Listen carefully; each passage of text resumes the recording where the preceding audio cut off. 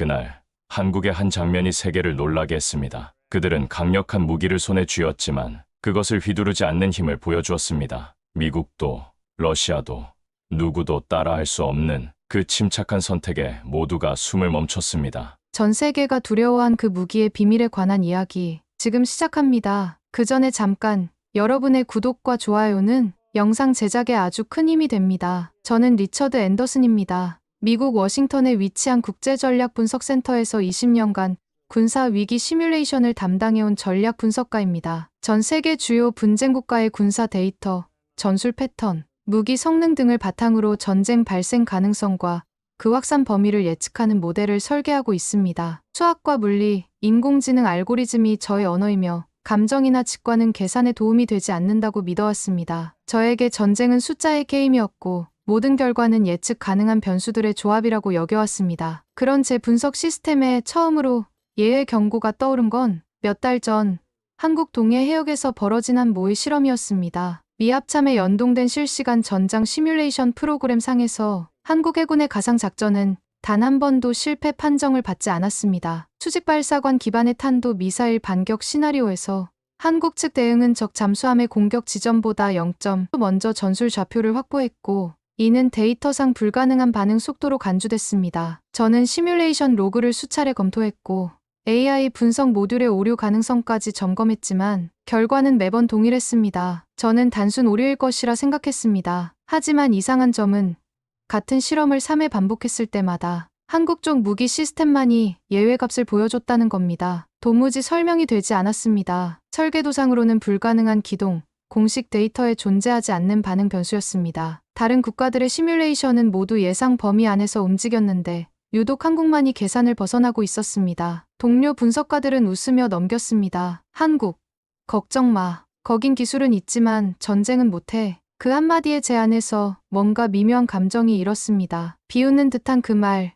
그리고 이상하게도 계속 마음에 걸리던 수치 하나였습니다. 왜 하필 한국이었을까? 왜 그들만이 제 시스템에서 예외로 분류되었을까? 저는 한국의 최신 주력 잠수함, 도산한 창호함에 대해 다시 살펴보기 시작했습니다. 세부 재원은 제한적이었지만 공개된 자료만으로도 한 가지 확신이 들었습니다. 이건 단순한 함선이 아니었습니다. 기술적 스펙보다도 그 함선을 둘러싼 맥락들이 더 인상적이었습니다. 가장 먼저 눈에 띈 것은 디젤 전기 추진 방식임에도 불구하고 세계 최초로 SEM을 탑재했다는 점이었습니다. 이건 군사 상식상 거의 불가능한 조합이었습니다. 핵 추진이 아닌 재래식 잠수함에 전략 무기를 탑재한다는 건 기술적 도전을 넘어선 철학적 선택이었습니다. 제 뇌 속에 붉은 점 하나가 찍히는 듯했습니다. 계산도, 통계도, 이론도 설명하지 못하는 결정적 직감이 스며들기 시작했습니다. 그때까지만 해도 그 직감이 제 인생의 모든 공식을 부숴놓을 줄은 저는 정말 몰랐습니다. 몇 달 뒤 저는 한국 국방부로부터 공식 초청을 받았습니다. 군사기술 교류 명목의 방문이었지만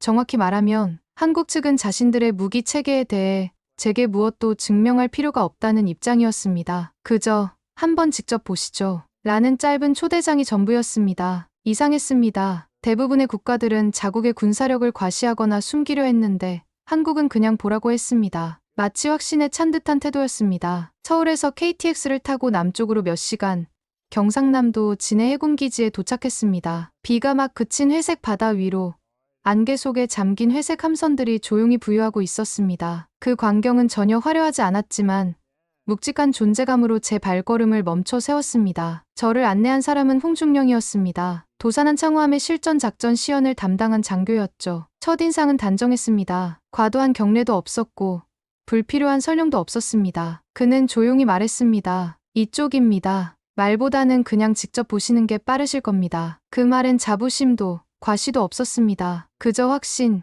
단단하게 다져진 내부의 확신만이 있었습니다. 함선 내부는 정숙하고 정돈되어 있었습니다. 수십 개의 계기와 전술 모니터들이 철저히 기능 중심으로 배치되어 있었고 그중 가장 깊은 구획 전술 통제실 한켠엔 작은 보안 패널이 부착된 컨트롤 박스가 자리 잡고 있었습니다. 그 장치는 유독 깨끗하게 관리되고 있었고 주변의 정리 상태와 대비되어 오히려 더 강하게 시선을 끌었습니다. 그것이 무엇을 작동시키는지는 설명되지 않았지만 저는 직감했습니다. 이 함선의 마지막 결정을 내려야 할 순간 모든 선택은 바로 저 장치로 수렴된다는 것을. 저게 뭡니까? 평시에는 아무도 건드리지 않습니다. 그럼 누가 최종 결정을? 그는 제 눈을 똑바로 바라보며 말했습니다. 우린 결정을 내린다는 생각을 먼저 하지 않습니다. 지켜야 하는 이유가 있다면 그때 결심한다는 순서입니다. 그 순간 저는 이 나라의 무기가 공격이 아닌 결단의 상징이라는 사실을 처음으로 실감했습니다. SLBM이라는 이름만 들어도 지구 반대편에서도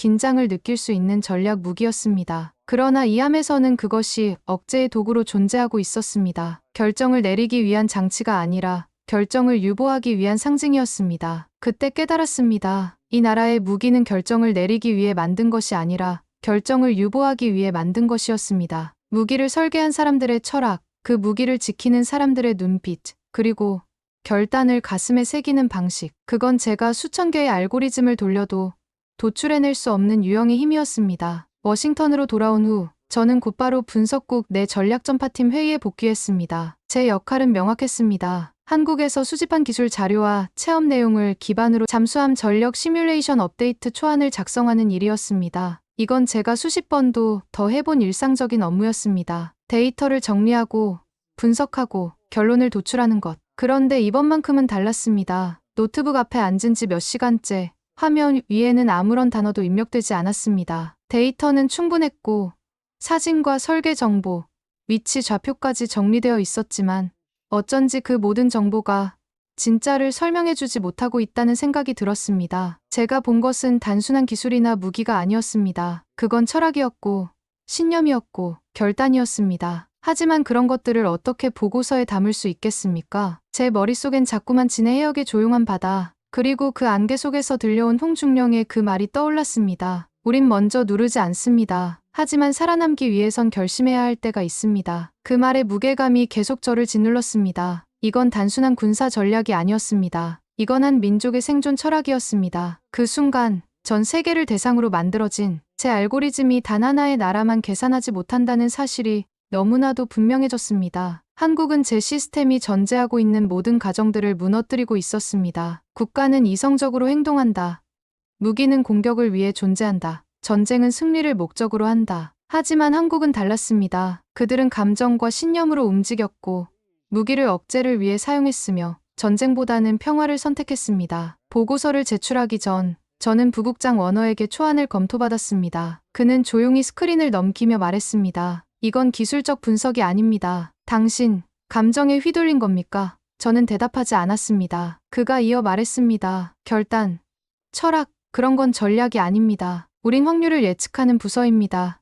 리처드, 저는 조용히 고개를 들었습니다. 그래서 그 나라만은 예측할 수 없는 겁니다. 그 말에 회의실 안공기가 무거워졌습니다. 누군가 웃음 섞인 목소리로 말했습니다. 한국이 위협이라는 뜻입니까? 저는 그 질문에 고개를 저었습니다. 아닙니다. 한국은 위협이 아니라 선언입니다. 필요할 때만 작동하는 스스로를 통제할 수 있는 유일한 선언입니다. 그 말에 아무도 더 이상 질문하지 않았습니다. 회의실은 어색한 정적에 빠졌습니다. 제가 말한 것이 그들에게는 이해되지 않는 언어였던 것 같습니다. 그들은 여전히 숫자와 데이터의 세계에 살고 있었고 저는 이미 그 세계를 벗어나 있었습니다. 그날 밤 저는 보고서를 전송하지 않았습니다. 대신 시스템에 이렇게 기록해두었습니다. 한국은 시뮬레이션을 거부하는 나라다. 우리는 그들의 무기를 분석할 수 있지만 그들의 결심은 예측할 수 없다. 그러므로 이 변수는 전략에 포함시키지 않는다. 며칠 뒤 저는 미 국방전략분석국 내 조정위원회에서 한국 관련 보고를 구두로 발표하게 됐습니다. 발표 제목은 공식적으로는 비확산국 전략 억제력 평가 사례 대한민국이었지만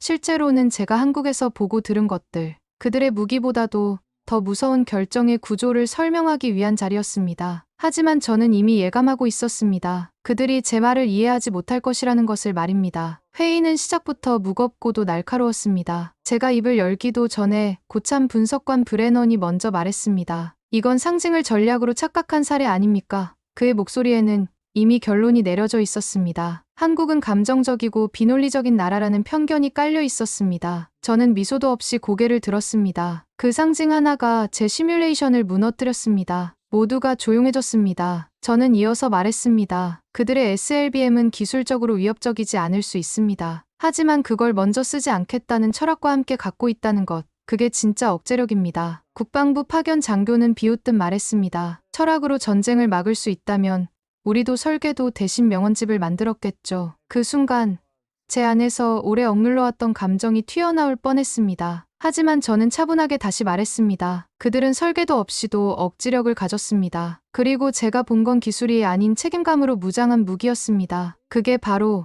우리가 이해하지 못하는 한국식 전략입니다. 회의실의 분위기는 점점 차가워졌습니다. 제가 말하는 모든 것이 그들에게는 비과학적이고 감정적인 것으로 들렸을 것입니다. 그들은 여전히 킬로톤과 사거리, 반응 시간으로만 세상을 바라보고 있었습니다. 하지만 저는 이미 그런 세계를 넘어서 있었습니다. 저는 한국에서 숫자로는 측정할 수 없는 힘을 목격했습니다. 하지만 회의가 끝난 뒤 저는 워너 부국장에게 불려갔습니다. 리처드, 우린 상징을 경계합니다. 이 조직은 수치와 논리를 믿습니다. 이번 건에서 당신이 받은 인상은 지나치게 인간적이에요. 그의 말은 냉정했지만 저는 오히려 확신이 들었습니다. 인간적이라는 것, 그것이 바로 한국의 힘이었습니다. 저는 조용히 대답했습니다. 맞습니다. 그들이 인간이기 때문에 저는 무서운 겁니다. 만약 그 무기를 가진 이들이 기계처럼 차가웠다면 오히려 덜 위협적이었을 겁니다. 기계는 예측 가능하지만 인간의 결심은 예측할 수 없습니다. 특히 자신의 신념을 위해서라면 모든 것을 걸 수 있는 사람들의 결심은 더욱 그렇습니다. 그는 한참 말이 없더니 한마디를 던졌습니다. 당신, 한국에 감정이 생긴 건가? 저는 생각하지 않고 대답했습니다. 그건 감정이 아니라 존경입니다. 그 말을 하는 순간 저는 깨달았습니다. 제가 한국에서 느낀 것은 두려움도 경계심도 아니었습니다. 그것은 경외감이었고 존경이었습니다. 그 후로도 저는 몇 차례 내부 회의에 참여했습니다. 하지만 이상할 만큼 한국이 포함된 보고서에서 제 이름은 점점 사라지고 있었습니다. 처음에는 우연이라고 생각했습니다. 하지만 시간이 지날수록 의도적인 배제라는 것이 분명해졌습니다. 제가 한국에 대해 가진 관점이 조직의 방침과 맞지 않는다는 것을 그들도 알고 있었던 것 같습니다. 사무실에서도 동료들의 대화는 미묘하게 바뀌었습니다. 리처드는 요즘 좀 이상하지 않아? 분석가가 나라의 감정을 가지면 그건 전략이 아니라 신념이야. 저는 아무 말도 하지 않았습니다. 그들의 말이 틀렸다고 반박할 생각도 없었습니다. 오히려 그들이 맞다고 생각했습니다. 저는 이미 분석가가 아니라 목격자가 되어 있었습니다. 저는 이제 더 이상 설득하려 하지 않았습니다. 대신 조용히 제가 구축한 시뮬레이션 알고리즘의 예외값 항목에 하나의 이름만을 남겼습니다. 국가명 대한민국, 변수명, 결정적 전환 변수, 상태 예측 불가, 발동 조건 내부 철학에 기반한 자율적 결단, 대응 방법 없음. 그건 제가 처음으로 어느 나라에도 붙여본 적 없는 평가였습니다. 대부분의 국가는 경제력, 군사력, 정치 구조, 사이버 능력 등을 기반으로 충분히 수치화된 위협 평가가 가능했습니다. 러시아는 핵무기로, 중국은 경제력으로, 북한은 예측 불가능성으로 분류되었습니다. 하지만 그 모든 것들도 결국은 패턴이 있었습니다. 그러나 한국은 달랐습니다. 그들은 선택이 빠르고 감정이 깊으며 무엇보다 책임감이라는 변수로 움직였습니다. 도산한 창후함의 에세이 아니라 그걸 누르지 않는 철학이 진짜 무기였습니다. 그 철학을 무기로 여기는 사회, 그 사회를 묵묵히 지켜보는 군인들의 존재 자체가 예측 불가능한 요소였습니다. 그날 이후로 제 컴퓨터 속 보고서 마지막 장에는 한 줄이 항상 고정되어 있었습니다. 주의 나라는 데이터로 분석되지 않는다. 그들의 결단은 숫자가 아닌 의지로 작동한다. 그것은 경고이자 동시에 존경의 표현이었습니다. 시간이 흘렀습니다. 전략 보고서에서도 시뮬레이션 회의에서도 한국이라는 이름은 점점 언급되지 않게 되었습니다. 마치 존재하지 않는 나라처럼 취급되기 시작했습니다. 대신 동유럽 국경 분쟁, 인도태평양 함대 배치, 사이버 전력 강화 같은 보다 측정 가능하고 명확한 주제들만 남았습니다. 조직의 관심사는 항상 가시적이고 즉각적인 위협에 집중되었습니다. 누군가가 말했습니다. 한국은 핵도 없고 전면전에 나설 가능성도 낮습니다. 전략적으로 별 의미 없습니다. 저는 그 말을 들으며 조용히 미소 지었습니다. 그들이 아무 의미 없다고 판단한 그 순간 저는 더욱 확신할 수 있었습니다. 가장 무서운 나라는 계산식에 나오지 않는 나라라는 것을, 가장 강한 무기는 사용하지 않는 무기라는 것을 말입니다. 밤마다 혼자 남은 사무실에서 저는 아무에게도 보이지 않는 보고서를 하나씩 썼습니다. 공식 문서도 아니고 제출용도 아닌 그저 기억을 위한 기록이었습니다. 언젠가 누군가는 이것을 읽을 필요가 있을 것이라는 막연한 확신이 있었습니다. 역사는 반복되고 오만은 언제나 같은 실수를 만들어내니까요. 그들의 침묵 속에는 수많은 이야기가 담겨 있었습니다. 전쟁의 아픔,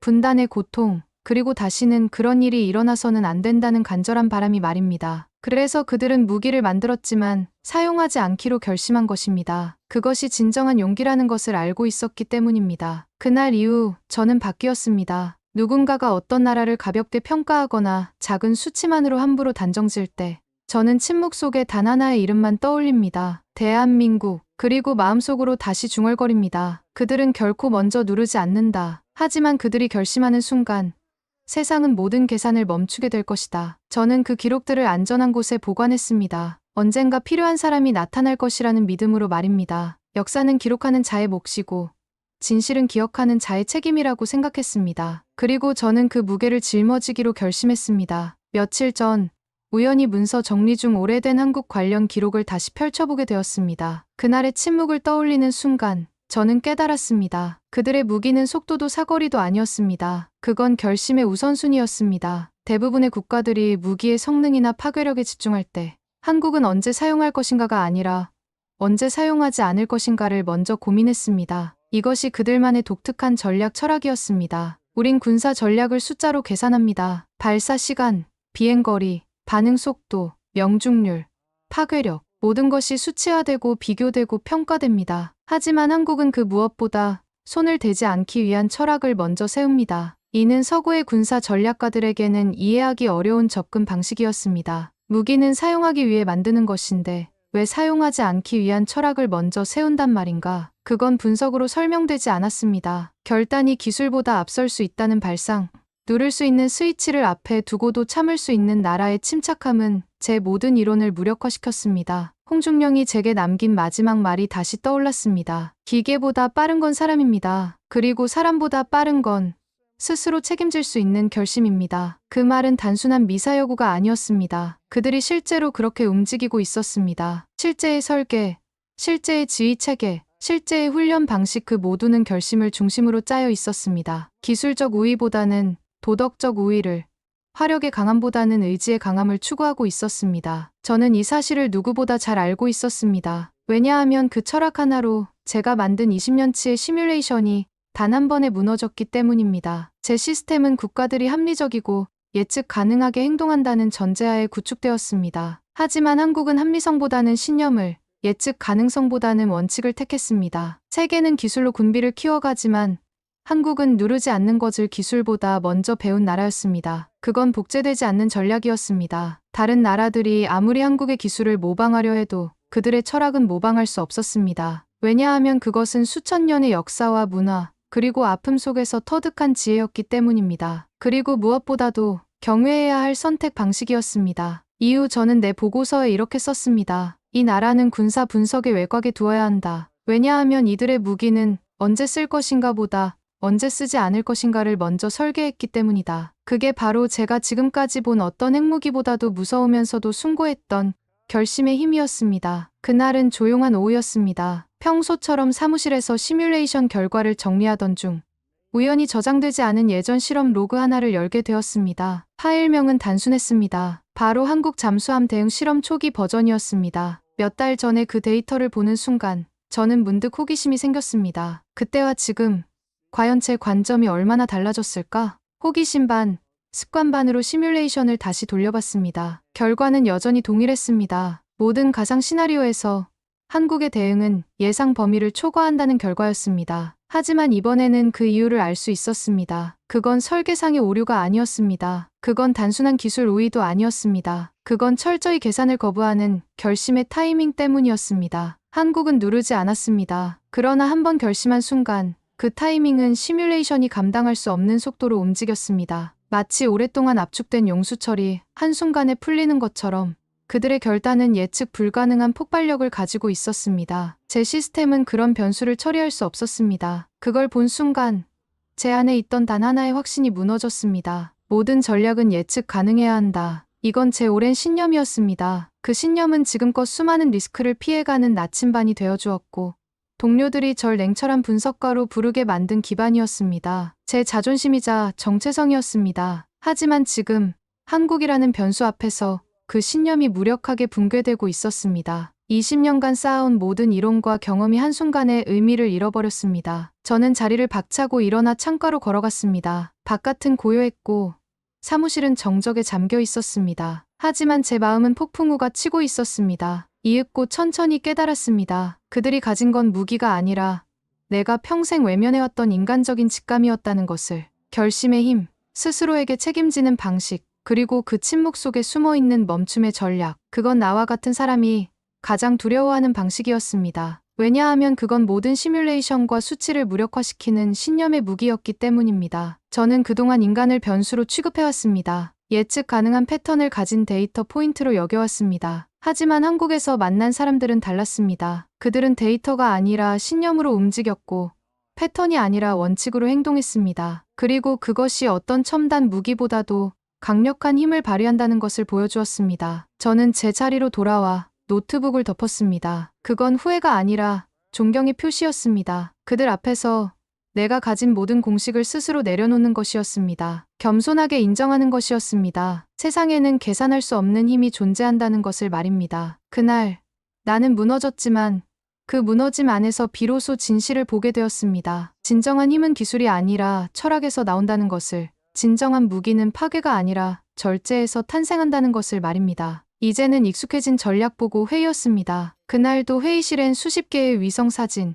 전술 지도, 적성국의 정보 패턴이 스크린을 가득 채우고 있었습니다. 늘 봐오던 풍경이었지만 이제 제게는 모든 것이 다르게 보였습니다. 그 화려한 데이터들이 얼마나 불완전한지, 얼마나 많은 것들을 놓치고 있는지를 알게 되었기 때문입니다. 하지만 발표 말미, 한 장의 슬라이드가 저를 멈춰 세웠습니다. 대한민국 즉 전략 시뮬레이션에서 한국의 모델은 생략되었다는 뜻이었습니다. 누군가가 조용히 말했습니다. 한국은 변수가 적고 독자적 결단 가능성이 낮으니 분석 가치가 낮다고 판단됐습니다. 그들은 한국을 단순히 미국의 동맹국 정도로만 인식하고 있었습니다. 그 말을 듣는 순간 제 안에서 뭔가 부서지는 소리를 들었습니다. 결국 이 조직은 한국을 예외가 아닌 무시의 대상으로 분류한 것이었습니다. 가장 중요한 변수를 가장 하찮은 것으로 취급하고 있었습니다. 저는 조용히 손을 들었습니다. 발언해도 되겠습니까? 모두가 저를 바라보았습니다. 한동안 입을 열지 못하다가 저는 천천히 말했습니다. 한국은 분석에서 제외된 게 아닙니다. 우리가 감히 다룰 수 없기 때문에 경계 밖에 세운 것입니다. 왜냐하면 한국은 전략이 아니라